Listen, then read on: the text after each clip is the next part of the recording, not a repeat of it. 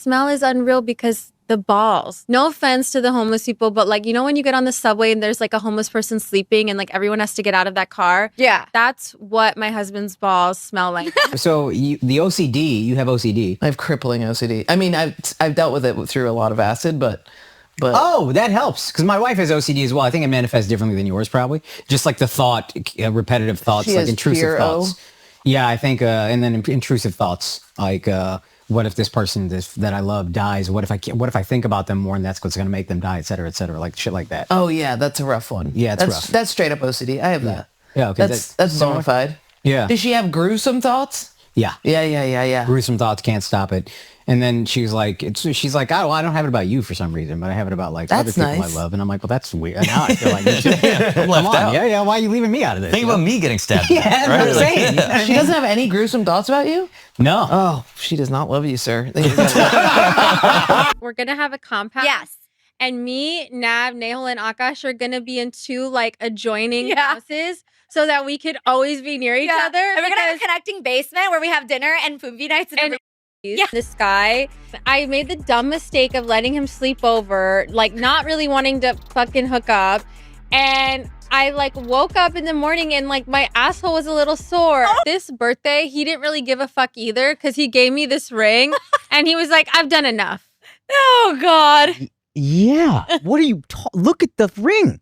We went to Turks But and did you get her Caicos. flowers? I miss the days where we could just hop on social media and not be inundated with the drama in people's lives. Even though it makes for great content. I still remember when Instagram was about posting pictures of all the food that you ate, or when Twitter first started, and even YouTube when it was primarily just prank channels. These social media platforms outside of YouTube were used to share specifically curated slices of people's lives, but with a more wholesome approach to it. I only knew what food you liked, what music you like to listen to, if you like to travel or not. Small things that don't really matter much. And to be honest, I don't think anybody really wanted you to know that much about their lives anyway. And as these social media platforms have matured, we've become a lot more immature. Hi guys, I just want everybody to know that I just keyed my ex's truck. I put cheater because he cheated on me. A couple smiley faces. This one's my favorite one. F you, obviously. Heart. I put my initials so that he knows who it was. XOXO. And then I put some random scratches on this side because I didn't really know what to. I'm dating a broke guy and it really sucks because he has the best personality, hands down. I have so much fun with him, but it's like it's gotten to the point where right now I'm not doing as financially well as I normally. So sometimes, you know how I be having dreams and I'll be sleepwalking and stuff? Yeah. Sometimes I be having dreams having, you know, with other girls, and I wake up and I still give you a kiss. We were dating and I checked your location and you said you were home and I wasn't quite sure if that was true, so I decided to go follow your location and I stayed at your house until I saw you in your room to confirm that you were at home and had no plans. Somebody please tell me why. Why it's so hard to just, I don't know, shut the fuck up. We're used to seeing this type of immaturity from your everyday guy or woman, shitting on their significant other and all for a few clicks. But my god, these celebrity wives just could not wait to chime in. They just don't know how to not embarrass their husbands. The ones who've afforded them the lifestyle that they live. The ones who've propped them up and have essentially given them a platform because we wouldn't know who they were otherwise or they'd be irrelevant. The ones who don't have to work a day in their lives. A few of these women come to mind. Jada Pinkett Smith with her entanglements and obsession with Tupac. Aisha Curry and her desire to get attention from a man that's not the best shooter the world has ever seen.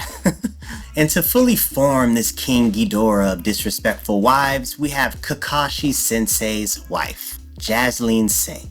For those of you who are new here, hi, my name is Jasleen. I'm a stay-at-home wife, but I don't cook or clean because I don't feel like it. And my husband is a full-time stand-up comedian and he buys me lots of nice things. In this case is a little bit unique because not only is she using verbal communication to make him look like an idiot, she's also using non-verbal communication as much as she possibly can to get the point across. Oh my god! Take that freaky thing off of it. Did you guys know this? Yes.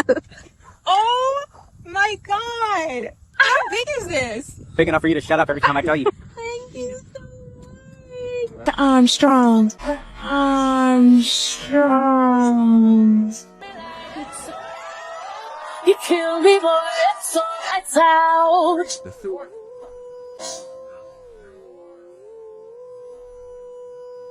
On Saturday when I saw her, I said, Daria, do you know? And she said, I don't know anything. I don't know anything. Good liar. Then she's a good liar. That's a friend. Then she's a good liar. That's a friend. No, I don't want those gifts. I know. Why not? I don't care about, Watching these clips is like watching a depressing Bollywood movie. Where's the love? Where's the dancing? Instead, we see Kakashi getting his heart stomped on at every turn. Does she even care about you, bro? She did have a response about why she's dodging his public displays of affection. And then I'll also respond to the people saying I don't like my husband because I turned away from a kiss. I've never liked PDA. Physical touch, I find it really overstimulating. And so it's something I actually work through with my husband because that's his love language. And I feel like for him, he tries to do physical touch to regulate his emotions, and I find it really dysregulating. So it's something we kind of work through in high stress situations because I get overstimulated when a lot of things are happening, and like my mother-in-law is there, my mom is there, and Akaash will tend to kiss me when there's a lot of people around, and sometimes I'm overstimulated, so I'm just like, oh, so yeah, if you want to know like my whole fucking psychosis or whatever, then I can give it to you. But it's just annoying that you guys create a fucking narrative out of something that's sweet for no reason whatsoever, because you're miserable in your own lives is my only reason that I could reasonably assume. So yeah. And it made no sense because if PDA isn't your thing, why would you still record him breaking that boundary and then post it on the internet to make him look like an idiot? I think sometimes as viewers, we actually forget the process that we take in order to post something to the internet. So let me remind you, you have to get the lighting right, record it, sometimes more than once, watch it, make sure it's a good take, upload it to whatever social media platforms you have, watch it again, add a caption, and then post it. Throughout that whole 7-step process, you didn't think to yourself, my husband looks like a fucking idiot. And you say you're overstimulated with your husband trying to show you affection, being around other family members while he's doing it, all the excuses. But had no issue popping pussy at white frat houses where the intake every fucking year could be 50 to 100 men depending on how many bids they hand out during rush week. Sometimes I get so painfully nostalgic for college. The top 4 songs when I came back for my sophomore year, Click, Pop That, Bands Make Her Dance, Birthday Cake, the 2 Chainz. I was popping my pussy and living my best life in these white boy frat houses, and I had a roster of guys that I would rotate through. So it's like,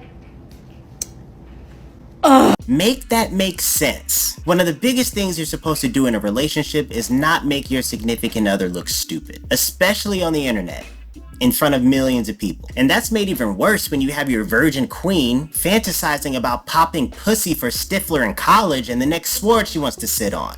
That happens to be your friends. Would y'all ever have an together with your husband? Priya, I'm actively trying to have an orgy because this couple is so fucking good looking, and you haven't seen Nav yet, but wait till you fucking see him. His body goes crazy. His face card always slays, never declines. And it's kind of weird because I'm talking about your husband. I just know that Nav's dick is at least 10 inches. Akaash is such a fucking king. Everyone knows he's the best husband. And I don't often find men that measure up to him. And Nav completely measures up to him, if not more. But I actually love you and want to fuck all of you. It's common sense that this is unacceptable. It's like she wishes she could replace Akaash with her friend's husband. And I'm surprised her friend is just sitting there laughing like it's everyday conversation. Maybe it is. Maybe they're swingers. Who knows? But if not, then that's disgusting behavior from a so-called friend, and comments like that should not be tolerated. Jasleen's friend should never, under any circumstance, leave her husband around Jasleen. This is why it's important that whenever you get into a relationship, you make sure the person you like likes you for you just as much as you like them. You make sure to set healthy boundaries for what you will and will not tolerate. She's acting like this because Akaash doesn't see anything wrong with it. When he met her, I'm sure he got an idea of what he was going to be dealing with, other than her not being a virgin. My wife also hadn't had any sexual partners, so that helped us connect a lot more. Now, let me ask you this. Do you believe her?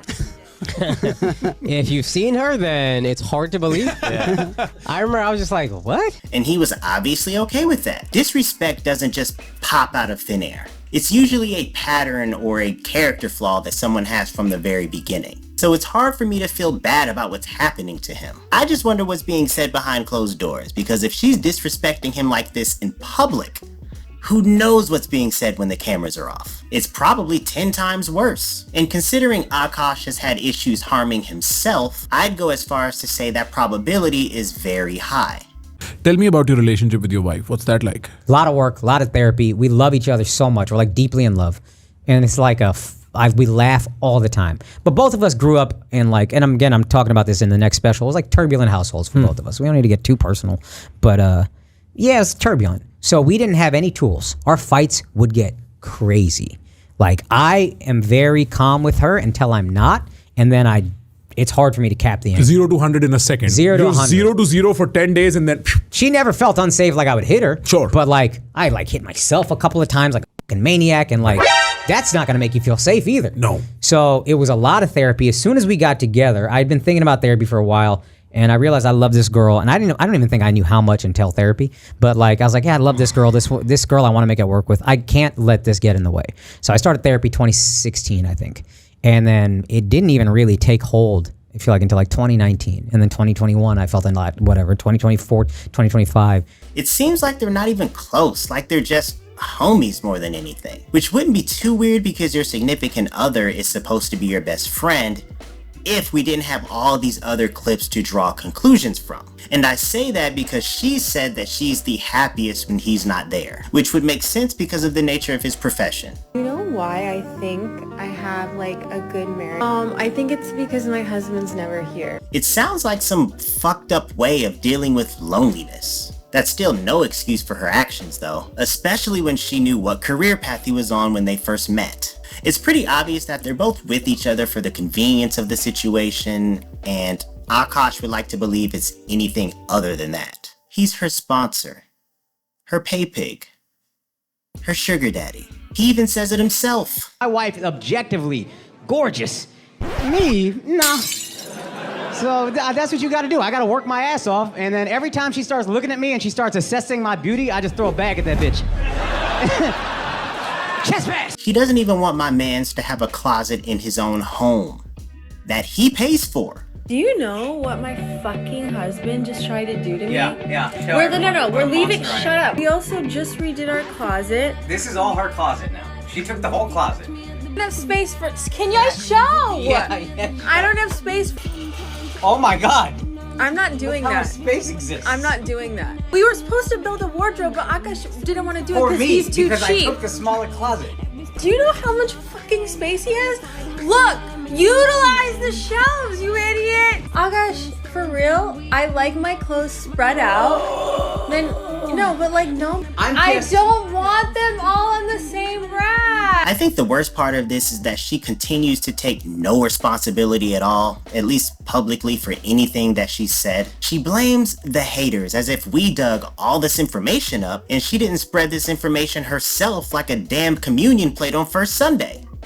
Bitch, the way like these haters have ruined October for us, like, you know that we're autumn girls. And it's my birthday month. Like, imagine that. Imagine somebody taking your birthday month. True. And I don't want to give them the power, but they had the fucking power. No, but honestly, like, no offense. Actually, offense. Give offense. No, we fucking won. Yeah. The way these haters have ruined October for us. You ruined it.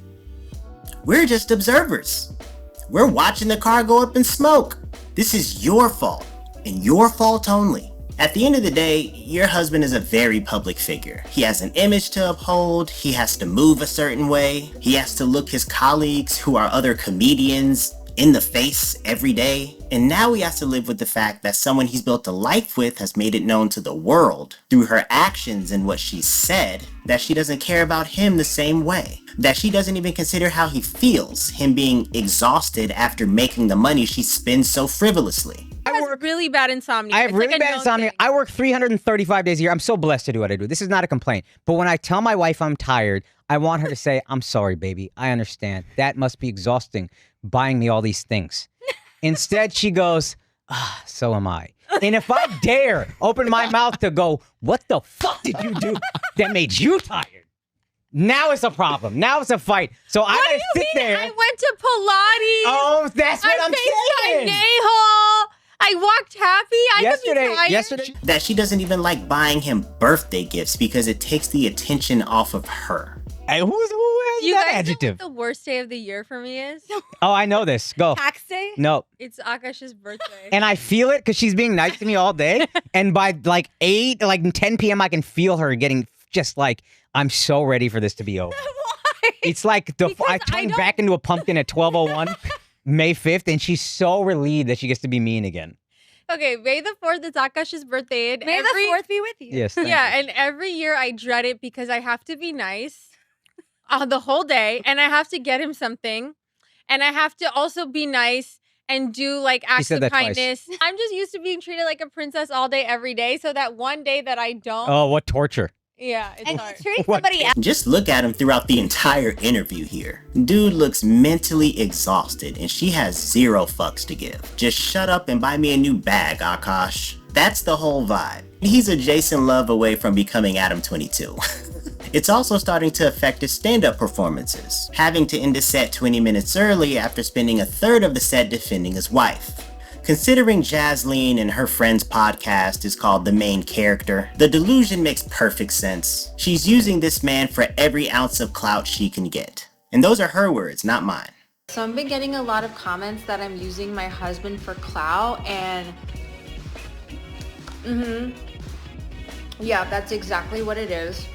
No lies were told. I am leveraging the support I have. It's kind of like nepotism, but like through my husband, so like spousal nepotism. This situation is an extension of this insane need for validation, fame, money, etc. that comes with being addicted to social media. And the fact that she's willing to sacrifice her husband in order to boost her own social platforms, career, or social standing is disgusting. But again, this is something that we see often. We become so desensitized to it that we feel it's okay to know this much about somebody else's relationship that we've never met. So much so that people think being this transparent is a good thing. I don't rock with that. I grew up with my mom telling me to never put our business out in the street and don't go around telling everybody everything. Because most of those people don't have your best interests at heart. Or they just don't care. This social media shit is evil, alright? It's best to keep your business